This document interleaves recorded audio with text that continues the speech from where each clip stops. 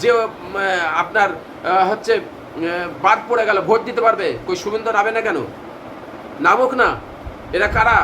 এই বাঙালিগুলোর জন্য? এরা রোহিঙ্গা? এরা বাংলাদেশি?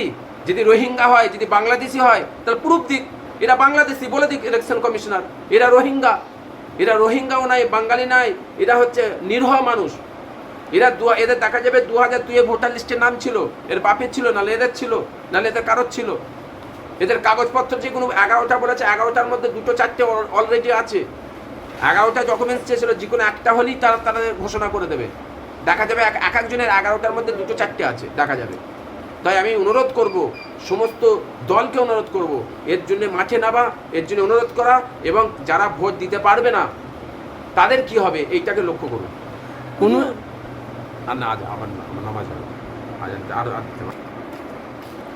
যে 60 লক্ষ মানুষ বাদ গেছে, ওদের মধ্যেও দেখা যাবে বহু মানুষ 21-এ ভোট দিয়েছে, 23-এ ভোট দিয়েছে, আপনার 16-ই ভোট দিয়েছে, দেখা যাবে ভোট দিয়েছে।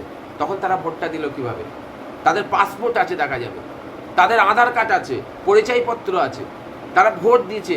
ভোট দেওয়ার সময় গাড়ি পাঠিয়ে দিচ্ছ ঘরে, ইলেকশনের সময় গাড়ি পাঠিয়ে দিচ্ছ, আর এসআইআরের সময় গাড়িতে দূরের কথা লাইন দিয়ে মারা যাচ্ছে লাইন দিয়ে।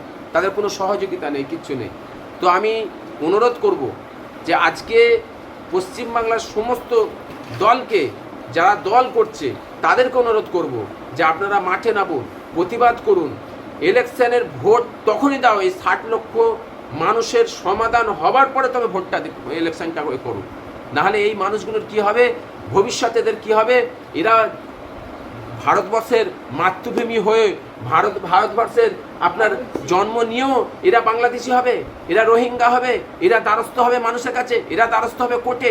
এইটা সমাধান করে তবে ভোটটা হোক, এইটাই আমার অনুরোধ, আমার রাজ্যের কাছে অনুরোধ, প্রশাসনের কাছে অনুরোধ। ঠিক আছে।